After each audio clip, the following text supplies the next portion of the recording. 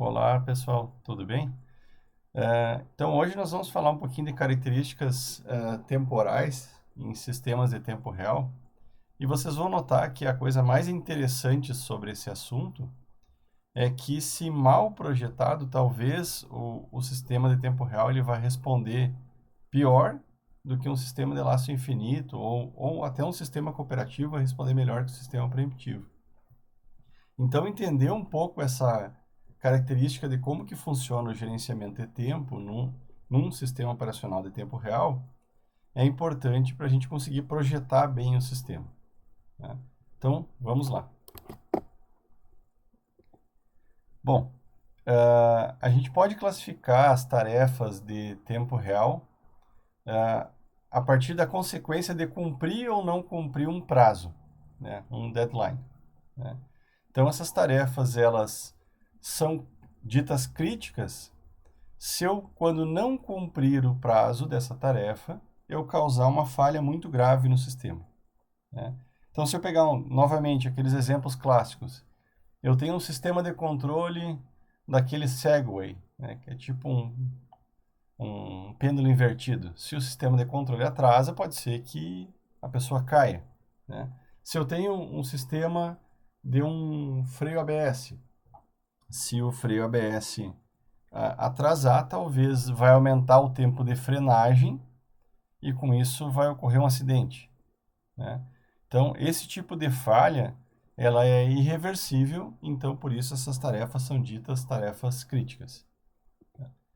No entanto, se eu tiver uma tarefa que esporadicamente eu não cumpri o prazo dela, isso não vai causar uma falha muito grave no sistema, então eu digo que essa tarefa é não crítica ou branda, né? Então, alguns exemplos é a atualização de uma tela. Se dá uma engasgadinha, né? Não é o ideal, né?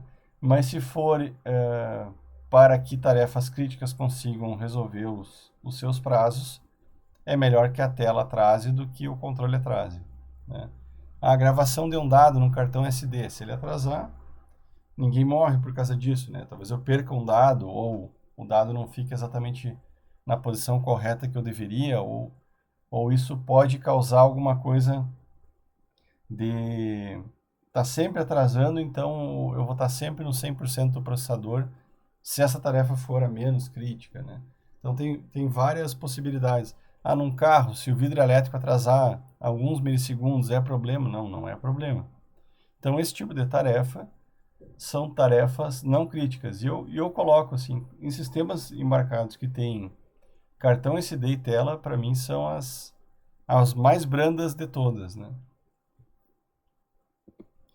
Ok. Além de classificar elas em críticas e não críticas, eu tenho tarefas que se comportam de duas formas num sistema operacional, né? E essas formas são relativas à sua frequência de ativação. Então, quando a ativação da tarefa tem um intervalo bem definido, então eu vou dizer que essa tarefa é periódica, né? Então, por exemplo, eu tenho uma tarefa de verificação de alguma coisa relativa a um relógio, né? E quem dispara isso é um temporizador. Então, se a tarefa ela depende de um temporizador, provavelmente ela é periódica, né? No entanto, eu tenho muitas tarefas aperiódicas no sistema, ou eu posso dizer assíncronas também. Então, o que é essa tarefa assíncrona? É uma tarefa que depende de um evento qualquer, né, seja ele interno ou externo, e por isso a ativação dela é totalmente aleatória. Então, por exemplo, uma tarefa que está esperando uma comunicação serial, uma tarefa que está esperando a comunicação pelo TCP/IP da internet, né? Então, ela depende de que venha um pacote de dados. Então, essa tarefa, obviamente, ela é aperiódica, né? Ela é assíncrona. Eu não tenho como determinar quando ela vai acontecer, e ela pode acontecer muitas vezes num pequeno período de tempo e ficar horas sem acontecer. Então, ela não tem um comportamento bem definido, né? Então, devido às características das tarefas periódicas, dela ter aquela previsibilidade, regularidade, elas serem bem determinísticas, geralmente elas são consideradas tarefas críticas, mas isso não é uma regra, né? Já as tarefas aperiódicas, como eu não tenho uma certa previsão de quando elas podem acontecer, geralmente elas são as tarefas não críticas, porque eu não posso também sempre reservar a capacidade de processamento para quando ocorrer uma rajada de tarefa periódica. E por que eu disse sempre, pessoal? Porque em alguns casos a tarefa periódica pode ser sim uma tarefa crítica, né? Eu tenho que reservar espaço de capacidade de processamento para que quando tiver uma rajada de eventos que acordem essas tarefas, né, que façam elas prontas, que eu tenha capacidade de processamento para processar essa rajada de eventos. Então, são decisões não tão simples de serem tomadas, né? Bom, toda tarefa, seja periódica ou aperiódica, ela tem algumas características importantes. Eu não vou falar sobre cada uma delas, porque depois eu vou usar um gráfico, tá? Mas eu deixei aqui escrito para vocês: tempo de computação, tempo de início, tempo de término, tempo de chegada e tempo de liberação são informações importantes sobre a tarefa, né? Agora, quando eu considero uma tarefa periódica, ela tem algumas características que são bem definidas. Por exemplo, como a tarefa é periódica, então ela sempre tem um período de ativação, né? Então, primeira informação relevante da tarefa. Segunda informação relevante, ela tem um tempo de chegada. Isso aqui está em inglês, tá, pessoal? Vem de arrival, tá? Então, aí. Então, o tempo de chegada é quando ela fica pronta, quando ela quer o processador. Uma tarefa precisa do processador. Mas não necessariamente o tempo de start dela, o tempo de início, vai coincidir com o tempo de chegada. Então, aqui eu tenho um tempo em que a tarefa ficou esperando, ela ficou pronta aqui e só foi executada aqui, né? E aqui eu tenho um exemplo de quando ela ficou, logo que ela ficou pronta, ela foi executada, né? Então, como pode existir essa variação aqui entre tempo de ficar pronta e tempo de começar a executar, e isso é justamente uma variação, ora vai ser mais próximo o tempo de chegada do início, ora vai ser mais longe. Existe um comportamento aleatório nisso aí, que a gente chama de jitter, né? Então aqui eu mostro que a variação do tempo de chegada em relação ao tempo de início da tarefa a gente chama de jitter, né? Certo? Além disso, eu tenho o tempo de computação da tarefa, o tempo de término e uma informação bem importante, pessoal, que é o deadline, que é o prazo, né? Então, em alguns sistemas eu posso dizer que o prazo é igual ao período, mas nem sempre o prazo é igual ao período, né? Então, existem alguns casos de uma tarefa que o período vai ser 1 milissegundo, mas a cada 1 milissegundo eu tenho que computar aquela informação na tarefa em 10 microsegundos. Então, o período é 1 milissegundo, mas o prazo é 10 microsegundos. Se eu atrasar desses 10 microsegundos, isso tem uma consequência, né? Então, nem sempre período e prazo são iguais.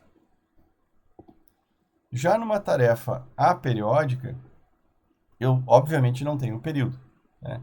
Então, quando que começam as suas informações de tempo ou prazo? Quando ocorre um evento, né? Então, quando ocorre um evento, é a chegada da tarefa, porque essa tarefa vai ficar pronta, né? Necessariamente ela não vai executar logo após o evento ocorrer, né? Isso não é regra. Então, pode haver o tal de jitter. Mas por que a gente não fala em jitter de tarefa periódica? Porque ela não tem período. Então, na verdade, isso é um atraso de execução, mas não necessariamente um jitter. Agora, tempo de início, tempo de término e tempo de computação são informações que existem para uma tarefa periódica, e o prazo também, né? O prazo começa a contar a partir da chegada da tarefa, né? Mas além disso, pessoal, a tarefa periódica tem uma outra informação que se chama mínimo i, né? Então, esse mínimo i, o que ele quer dizer? É o mínimo tempo entre uma próxima ativação de uma tarefa periódica. Então, por exemplo, eu estou usando uma comunicação serial. E essa comunicação serial ela está em 9.600 bounds por segundo. Né?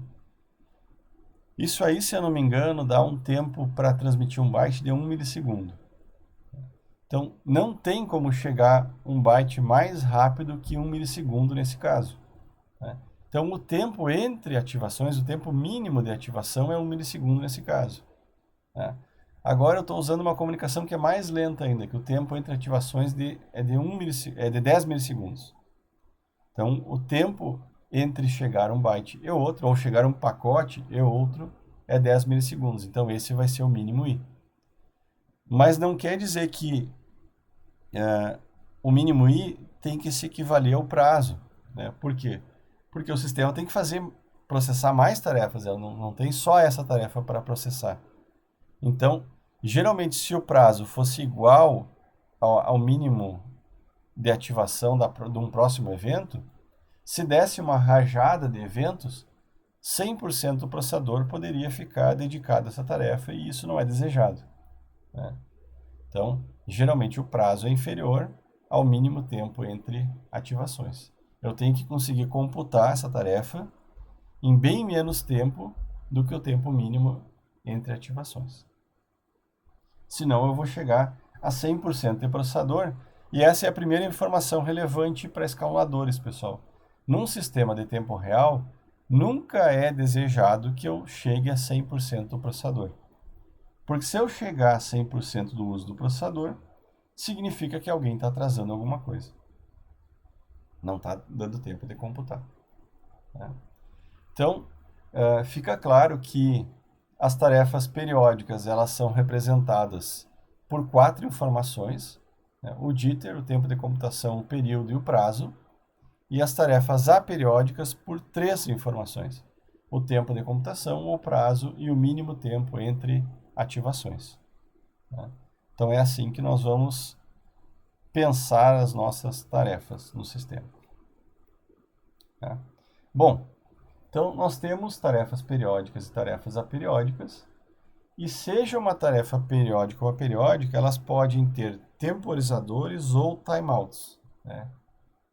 Eu fico esperando X tempo por uma informação, né? E se essa informação não chegar num certo tempo, eu vou retornar um erro de timeout. Né? Então, para isso, como eu tenho delays, né? Esperas, timeouts, eu preciso ter gerenciamento de tempo num sistema de tempo real, o que faz todo sentido. Né? Se o sistema é um sistema de tempo real, eu tenho que ter gerenciamento de tempo nele. E como que se gerencia tempo no sistema operacional?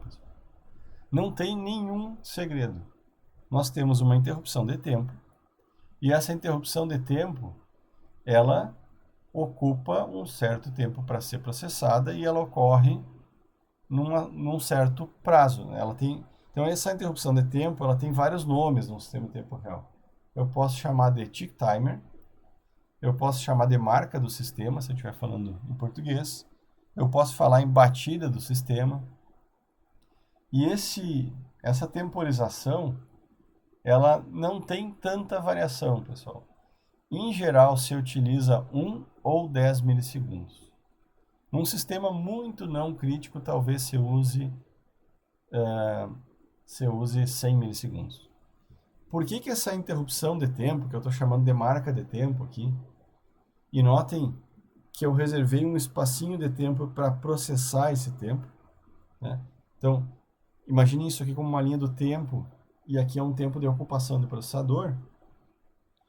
O próprio tempo para cair dentro da rotina de processamento de interrupção leva um tempo, né? Seja alguns microsegundos ou nanosegundos. Então, eu tenho uma certa ocupação de tempo pela própria interrupção e eu tenho uma certa ocupação de tempo para processar as informações de tempo do sistema. Isso dentro da rotina de serviço da interrupção. Então, por que essa marca de tempo aqui ela não pode ser tão pequena? Ah, mas eu queria ter resolução de 1 microsegundo. Simplesmente por um fato bem simples de ser averiguado. Né? Se essa interrupção de tempo fosse de 10 microsegundos, por exemplo, ou de 1 microsegundo, pode ser que isso só fosse tempo suficiente para dar a interrupção, processar as informações de tempo e já ocorria outra interrupção aqui, né? O que isso ia nos levar? A uma alta taxa de ocupação do processador pelo sistema operacional. Num processador de 50 MHz, se nós quiséssemos ter um prazo aí de 1 microsegundo num ARM, provavelmente nós íamos ocupar uns 70%, 80% do processador só com a interrupção de tempo. E não sobraria processamento para o sistema, para as aplicações do sistema, né? Então, geralmente, se espaça essa interrupção de tempo para que eu tenha mais tempo para as aplicações e menos para o processamento do sistema, né? Agora, por que eu não posso espaçar muito? Porque essa marca é a resolução dos delays e dos timeouts do sistema. Então, hoje em dia é bem comum se utilizar 1 milissegundo, mas 1 milissegundo funciona bem num processador bem rápido, né? Talvez num processador muito lento, 1 milissegundo não seja uma marca de tempo adequada. Então, eu vou usar como exemplo aqui os 10 milissegundos. Então, o que vai acontecer? Vamos supor que deu uma interrupção de tempo, eu processei as informações de tempo do sistema, e durante esse processamento eu fico uma tarefa de alta prioridade, que é periódica, e, por exemplo, aqui uma delas, o período é 10 milissegundos, ela vai ocorrer a cada marca de tempo, né?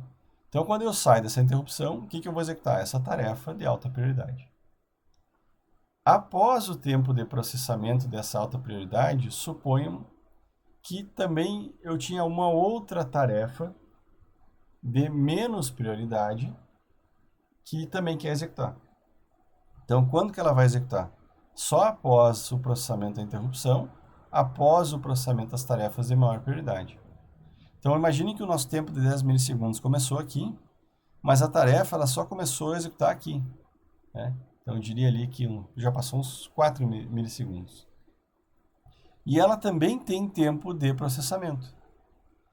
Então, imaginem que após processar, essa tarefa tem um delay. E esse delay é de 1. O quê? Uma marca de tempo, pessoal. O delay no sistema operacional, ele não é de microsegundos, de nanosegundos e de milissegundos. Ele é de marcas do sistema. Existem alguns sistemas que usam uma macro para definir milissegundos. Mas, por via de regra, essa informação é marcas de tempo. Então, depende do que você configurou como marca de tempo no sistema. Então, imagine que essa tarefa pediu um delay de uma marca de tempo. Só que aqui, ó, pessoal, eu já estou para lá da metade dos 10 milissegundos. Então, o que vai acontecer? Essa tarefa desiste do processador nesse ponto e o tempo vai passando até que ocorre outra interrupção. O sistema operacional processa o tempo, executa as tarefas de maior prioridade e como essa tarefa pediu um delay de uma marca, ela já acordou aqui, ó. Qual foi o tempo de chegada dela? Logo após aqui o processamento da interrupção de tempo do sistema. Então, ela está pronta para executar e vai executar. Então, logo ela seja a tarefa mais prioritária pronta, né? E dela processa e o tempo de processamento dela de computação é variável, o que é outro problema em projetos. E ela pede um delay de novo.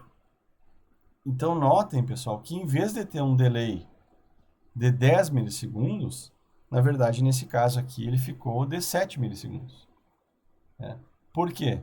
Porque ela não executou, logo ela estava pronta aqui, porque ela tem tempo de computação e porque esse delay que ela chamou aqui vai acontecer na próxima marca de tempo, né, que já está bem longe dos 10 milissegundos. Tá? Então, eu já perdi muito tempo dos 10 milissegundos. Então, notem que vai haver um jitter aqui no delay. E esse jitter, ó, nesse caso aqui, por exemplo, ó, que ela conseguiu executar bem rápido, né, ela conseguiu executar logo, eu tinha pouca tarefa de alta prioridade pronta, ela computou pouca coisa e chamou um delay. Só que no passo subsequente de tempo, eu tive mais tarefas de alta prioridade, que levaram mais tempo, e ela demorou mais para ganhar o processador. Então, notem esse jitter aqui, ó. Se essa tarefa chamasse o delay aqui, ó, ele ia ficar menor ainda, ou ele ia ficar maior ainda. Então, aqui eu tenho um caso, ó, em que eu tive muita tarefa de alta prioridade processando, ela entrou só no finalzinho dos 10 milissegundos e chamou um delay. E na próxima sequência de 10 milissegundos, ela tinha pouca tarefa de alta prioridade, então ela executou muito rápido. Então o delay que era para ser 10 milissegundos foi de 2 milissegundos. E o próximo 8, e o próximo 12. Então, qual que é o erro máximo de tempo em um RTOS primitivo? É de mais e menos uma marca de tempo, pessoal, se o sistema foi bem projetado. O que significa isso? Se todas as tarefas são ativadas e desativadas dentro de um período de tempo. Se ele foi bem projetado, geralmente isso ocorre. Mas mesmo assim, quanto menor for a prioridade da tarefa, maior a probabilidade de eu ter esse erro de mais e menos uma marca de tempo. Por que menos uma marca de tempo, pessoal? Porque eu estou pedindo 10 milissegundos nesse caso, uma marca. Se eu terminasse essa tarefa exatamente aqui e chamasse o delay, e eu fosse a primeira tarefa a ser executada, esse tempo de delay seria praticamente zero. Se eu executasse a tarefa bem no inicinho aqui, e no próximo tempo aqui eu só executasse bem no final, essa marca de tempo poderia ser até quase 20 milissegundos. Então ela não vai ser 0 nem 20, tá, pessoal? Mas ela vai ser próximo de 0 e próximo de 20 milissegundos. Então, nesses casos, nós temos uma variação de mais e menos uma marca de tempo. Tá? Então, infelizmente, eu estou num sistema de tempo real. Eu, teoricamente, deveria ter um certo determinismo. E eu estou dizendo para vocês que eu posso ter um erro aí de mais e menos 10 milissegundos. Mas é isso mesmo, pessoal. Então, se eu quero ter certeza que vai passar pelo menos uma marca de tempo, eu tenho que usar duas. Tá? Principalmente se as tarefas são de baixa prioridade. Agora, se a tarefa for de alta prioridade, provavelmente a mais alta prioridade, vamos supor que fosse essa, ela sempre vai ser a primeira a executar, ela sempre vai ter, ou pode ter o mesmo tempo de computação. Então, se ela tiver ativações contínuas aqui, ó, vocês vão notar que o tempo entre ativações dela é fixo. Né? Então, ela vai manter os 10 milissegundos. Então, o que eu posso dizer para vocês? Quanto maior a prioridade, menor o erro de um delay ou um timeout. Quanto menor a prioridade, maior o erro. Mas o que ainda pode acontecer, pessoal? O sistema pode ser mal projetado. Né? E se isso for a tônica do negócio, o que pode acontecer? Ó? Tarefas de alta prioridade podem levar mais do que um tempo de tique do sistema. Se isso acontecer, eu já não posso dizer que o erro máximo é mais e menos um tique do sistema, uma marca de tempo. Pode ser muito mais. Eu posso ter chamado meu delay aqui, eu teria que executar nessa janela de tempo, e eu posso ter tarefas de alta prioridade ocupando 3 janelas de tempo. Então, eu só vou voltar a executar aqui. Ó. Então, um delay que era para ser de 10 milissegundos pode se tornar 20, 30, 40, 100 milissegundos. Tudo vai depender do projeto do sistema de tempo real. É meio controverso, né? Mas a única coisa que a gente tem garantia num sistema de tempo real é que a tarefa de maior prioridade sempre vai ser a primeira a executar e ela vai ter o menor erro de tempo. Né? O resto vai depender de uma combinação de eventos, períodos, né? Porque tem coisas que são imprevisíveis. Né? Então, notem que não é tão fácil projetar um sistema de tempo real. Então, essa característica já nos dá um indício, né, de como a gente pode definir prioridades no sistema. Então, notem que as tarefas mais prioritárias, né, se as tarefas mais prioritárias tiverem um tempo de computação muito alto, ela começa a comprometer o sistema. Então, o que eu já começo a imaginar?